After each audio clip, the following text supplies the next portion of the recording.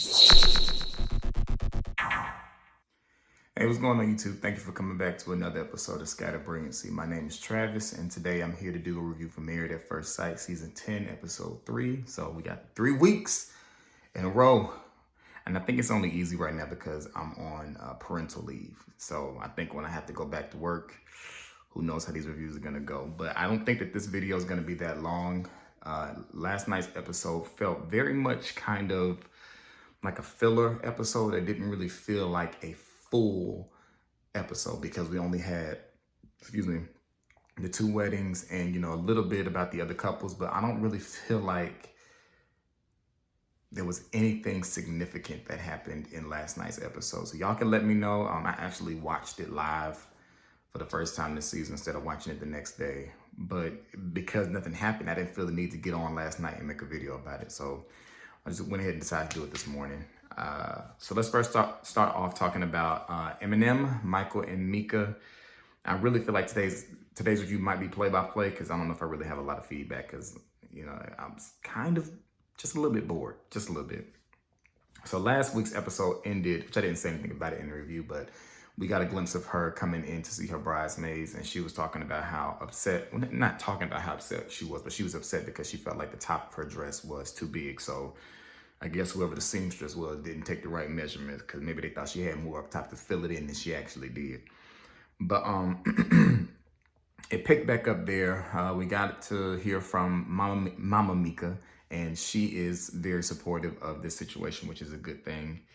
So just moving on to the ceremony, when they see each other, they seem to be really excited about the other, and I guess they find each other attractive pretty much. I mean, bump Michael and Meka, you might as well call them Mickey and Minnie because they were cheesing so hard. Y'all get it? Cheesing. Something that I noted was that he asked for permission. I think he asked her mom for permission before kissing her, which I thought was nice. And it was interesting enough that him and Zach both did that, but I don't think any of the husbands did in last week. None of the husbands that I can remember asked for permission. They might have, but I might have missed it. But both him and Zach did that, which I thought was a nice thing. But he definitely said that she was beautiful. He said that she was what he envisioned, which I think is good. I mean, they're a nice looking couple.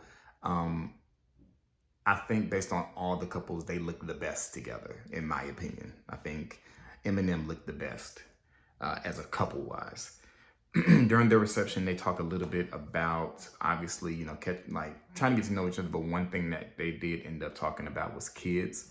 And I guess this is going to be a point of conversation later on in the season because Meka, even though Meka is only 25, she doesn't want to be, as she would consider, old and having kids. So she only wants to wait a year before they start having kids. Whereas he was like, he wants to wait 2 years. And I think he's 31. I might be wrong, but I think he's 31. But for me, I could not imagine being married at first sight and then deciding that I'm going to have a child with this person after only a year. Now, other couples have done it. Browse and her husband from like 2 seasons ago, they had a child, and I think they're still together. And Ashley and Anthony, they have a child together, and Shawnice and Jeopardy, they have a child together. And I mean, I don't know about them, but everybody else seems like they're pretty happy together. But still for me, but I mean, it's different strokes for different folks. People meet people on a Thursday and they pregnant by that Friday, and they can be together forever. And then there's people who can have had a long relationship, have children, and everything just completely falls apart. So there's no real formula that's guaranteed to work. But just for me, if I'm having to put my money on something, I'm not putting my money on having a child with somebody who I just met, So we'll see how that comes up later. Something that all the couples did this episode was they ended up talking. They showed us their conversations during the reception about everyone's expectation for the wedding night. As far as, do they think that everybody's going to consummate their wedding, or how do you think that's going to go? So that was a conversation that pretty much every person, well, mostly the guys, I guess, because I don't know, did they have that conversation? I think a couple of the girls had that conversation. I'll see when I get through the rest of my notes. So he, being Michael, talks to her bridesmaids about it, and he said that he was going to let her take the lead, which is, what I think he should do. I know if I was in the situation, it really wouldn't be a lead thing. It's not going to happen, because I truly believe that is a very intimate thing, obviously, but I do believe in the transferring of spirits. and I need to know what kind of spirit you're trying to, exchange with mine. So, but hey, we'll see what happens. Moving on to Mindy and Zach. Mitch, I think is the name I gave them. And so if you don't remember from, I guess, the review from before last, her family is not accepting of this experiment. They don't want to have any parts of it. They're not coming to the wedding. So the only real family member, close, immediate family member that she has that's going to be there is going to be her older sister. She has 2 living sisters and a deceased sister from the drug overdose, but her younger sister has kind of taken the dad's lead and did not come to the ceremony. But the dad did ask the older sister to send him pictures. But I kind of feel like you don't need to get any pictures. If you couldn't get up out the bed and come to the ceremony, you don't deserve to get any pictures. Watch it with the rest of America when it comes on TV if you want to be, stank about it. But, it ain't my life to live. But Zach's mom says that she thinks that he's ready to get married. So, that's great. When Mindy comes down the aisle, he winks at her and he's cheesing real hard and she's cheesing real hard. Her and Taylor's demeanor, I think, is very similar. And that laugh, I'm not going to do it right now because it's kind of early in the morning. But that laugh that I feel like Taylor does, that's kind of how I feel like Mindy laughs too. But she was very like teeth. That might be her new name. It's just teeth because we saw a lot of teeth last night. But she said she finds him handsome, which is very obvious. And he said he finds her beautiful. I didn't find that until later in the episode, but they at least find each other attractive, which is a good thing. I wasn't too sure how that was going to work out because he's already stated that he's dated these beautiful women that he didn't have a connection with. And I mean, just truthfully speaking, Mindy probably doesn't fit an Instagram model type of image. So I wondered if Zach not being paired with that type of person was gonna make him feel some kind of way. But, well, I'll wait and say that at the end. So for the vows, Zach thought he was Aladdin for a moment because he asked her, "Do you trust me?" And then he got on one knee and he proposed, which I thought was nice. I think the last person I remember doing that might have been Trey from season 3. I might be wrong though. But, I think this is a nice gesture to kind of still have that moment of asking someone to marry you. And, she says yes. And he asked permission for well, like I said. And they kissed, and something else he did differently was he wanted to take a selfie. So with all that said, I'm still not sure if this is like genuine or if this is putting on for the camera. I mean, only time will tell. But some of the things Zach does, just regarding, how things happen at the wedding, just kind of read like, are you really just this nice person, or are you just really like putting on a show for these cameras? And I'm the jury is out. We'll wait and see how the rest of the season goes and the reunion to really know, if it was who he really is, or if he's just trying to, build up some followers or something like that. So they talk about family stuff, and it's real awkward because, he finds out that her family isn't there, but she doesn't really want to have that serious conversation initially. So, they'll kind of deal with that later. At their reception, he danced with his mom, which is obviously the tradition to dance with one of the parents. And I wondered going into this scene, was his dad going to step up and be like, "Hey, I'll dance with you," or was she going to dance with her sister? But we didn't see her dance with anybody. So I don't know if she did or she didn't. But I know that on the previous season, somebody's mom wasn't there, I believe, and the spouse's mom stepped in and danced with them, which I thought was a great gesture. So I was kind of hoping somebody from Zach's family was going to do that, but we didn't see it. Doesn't mean it didn't happen, but we didn't see it. All right, so yeah, it's still boring stuff. So what else happened? She talks to his family.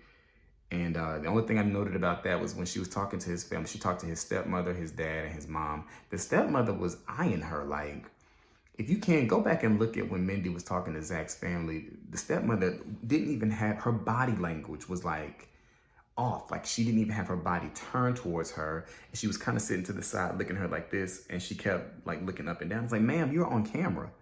Like if you didn't want to be there, you truly don't have to be there. You're only the step parent. His mom looked happy. His dad looked happy. You don't have to be there. So I wasn't too sure about that, but the dad said that she was beautiful And in a phrase I've never heard before, says that she was the crouton on the salad. And I was kind of like, that ain't really a compliment. You know, most of the time you hear the sprinkles on top, but the cherry on top, not the crouton on the salad. Maybe because he's trying to lose weight, he don't want to reference desserts because he is a little bigger.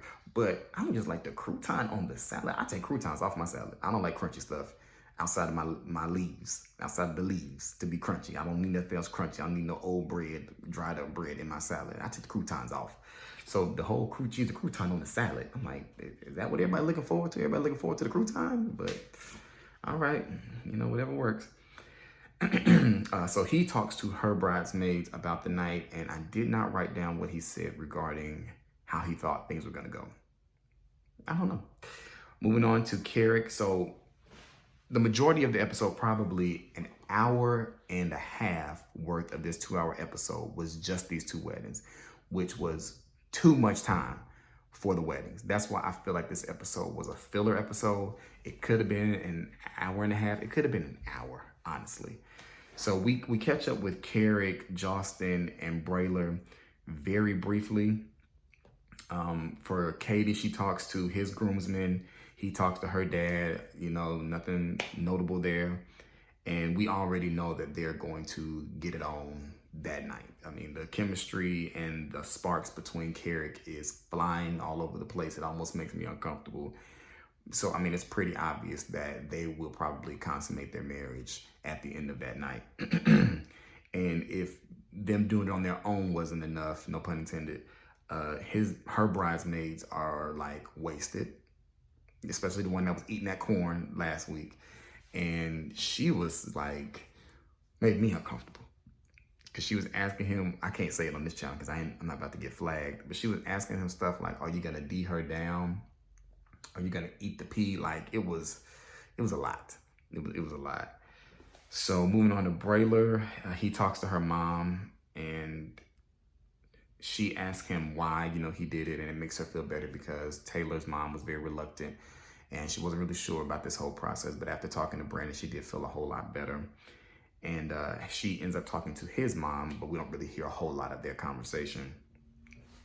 The only notable thing that happened for them was the whole cake thing, which was just weird, the way he grabbed the cake and he was trying to feed it to her. But I guess, you know, Brandon was just trying to get out of that uncomfortable awkward place that he had been during the wedding. And she's still just trying to read him. But he says that she is the female version of him. And that can be a great thing or that can be a bad thing. And, you know, only time will tell. And then finally, for Justin, the only thing I wrote down was that he talked to her bridesmaids about what possibly would happen. And she ran into Mindy in the bathroom and they talked about how excited they were that the other two got married. There was nothing, and y'all let me know, maybe I missed something. I mean, but in watching the episode, I don't really have much to talk about. I mean, this review sucks, in my opinion. I don't even have like good jokes, you know.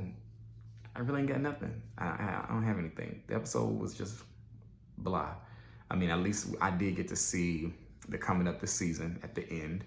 And, you know, there looks like there may be something going on between Zach and Mindy's friend. And we see Taylor in her wig and Brandon fall out. And, you know, other people's arguments. So, you know, we'll see. But nothing like, there was nothing juicy looking in the trailer. But y'all let me know what y'all thought about this episode. You know, under 15 minutes for this review, which is all right with me. I appreciate those who wished Baby Carter well. I posted his picture on the YouTube homepage, I guess it is. I don't really know what it's called. So if you want to see a picture of him, you can go there and see it. So thank you to everyone who said congratulations. For those who asked how he and mom are doing, they're both doing very well. We're just wondering if he's going to get any color because he is light, bright, and almost white. So that's it. That's all I got. So make sure y'all remember to rate, comment, subscribe, hit the bell if you feel like it. I'm going to do a live stream video. Haven't decided what. I'm either going to do a live Q&A mixed with the Married at First Sight review. We'll just see. But I'll make sure I let y'all know when that's going to be because I might do a live that I don't post. So if you don't see a live, you just don't see it all. But I'll let y'all know later. But for now, I'm gonna go on and move on to the other stuff I gotta do for the day. Thank y'all so much for watching. And my name is Travis, and I'll talk to y'all later. Peace.